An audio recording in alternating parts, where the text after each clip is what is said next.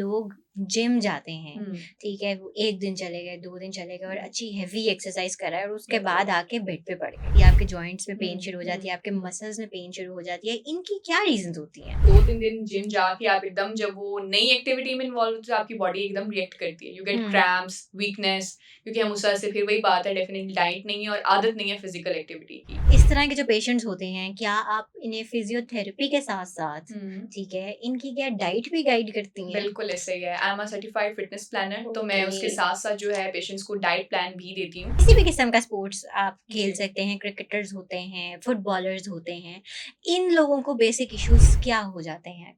इनकी ligament injuries बहुत common है, हुँ। टियर्स एसीएल का टियर बहुत ज़्यादा कॉमन है, रोटेटर कफ इंजरीज़ बहुत कॉमन है। डिसलोकेशन को भी फिजियोथेरेपी से ट्रीट किया जा सकता है।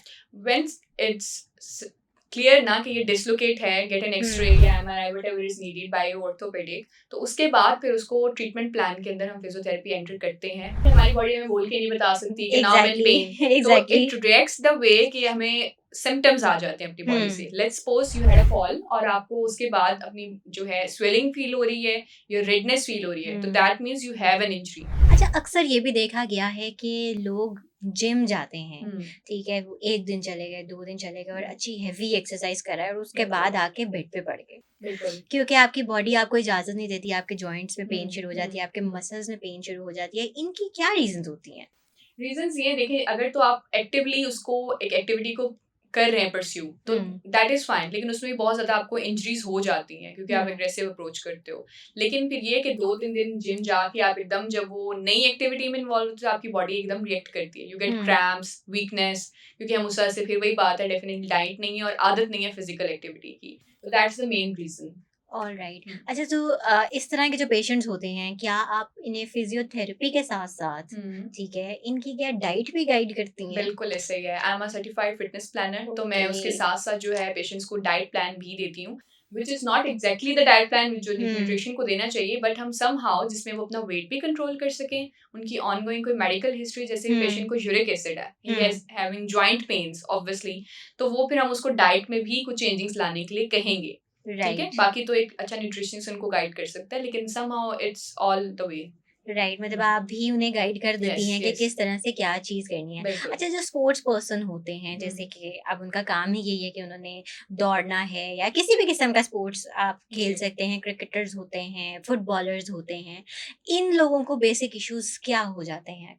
इनकी लिगामेंट इंजरीज़ बहुत कॉमन है, हुँ, टियर्स एसीएल का टियर बहुत ज़्यादा कॉमन है, रोटेटर कफ इंजरीज़ बहुत कॉमन है। जैसे-जैसे आप बॉडी का अपर लिम्ब की गेम कर रहे हो या फिर आप लोअर लिम्ब्स को उसको यूज़ कर रहे हो, तो उसी हुँ, तरह से टियर्स आ जाते हैं, राइट, स्पैज़म्स आ जाते हैं, स्टिफनेस बॉडी के अंदर अडैप्ट हो जाती है, तो ये हुँ, सिनेरियोज़ आ जाते हैं। बहुत रेयर केसेज़ होते हैं कि बहुत ज़्यादा अगर एग्रेसिव हो गया है, तो वो फिर आपका डिसलोकेशन की तरफ चला जाता है and somehow hmm, lead to fractures. Alright. अच्छा, डिसलोकेशन को भी फिजियोथेरेपी से ट्रीट किया जा सकता है? व्हेन इट्स क्लियर ना कि ये डिसलोकेट है, गेट एन एक्स-रे हुँ, या MRI whatever is needed bye orthopaedic, तो उसके बाद फिर उसको ट्रीटमेंट प्लान के अंदर हम फिजियोथेरेपी एंटर करते हैं once the pain is gone and it's hmm, completely fixed. हम उसको फिक्स नहीं करते हैं, hmm, it's hmm. A work of an different doctor, लेकिन जब वो हो जाता है तो उसकी रेंज ऑफ मोशन कंप्लीट कराने के लिए हम उसको फिजियोथेरेपी गाइड करते हैं। राइट, ये पता कैसे चलता है कि आपकी डिसलोकेशन बॉडी में शोल्डर डिसलोकेट हो गया है, जॉइंट हुँ। डिसलोकेट हो गया है? किस तरह से हमें आइडिया होता है कि हमें ये प्रॉब्लम आ गई है? अच्छा, देखिए, हमारी बॉडी हमें बोल के नहीं बता सकती कि now I am in exactly, pain, तो exactly. It reacts the way कि हमें सिम्पटम्स आ जाते हैं अपनी बॉडी हुँ, से। Let's suppose you had a fall और आपको उसके बाद अपनी जो है स्वेलिंग फील हो रही है या रेडनेस फील हो रही है, तो hmm, that means you have an injury.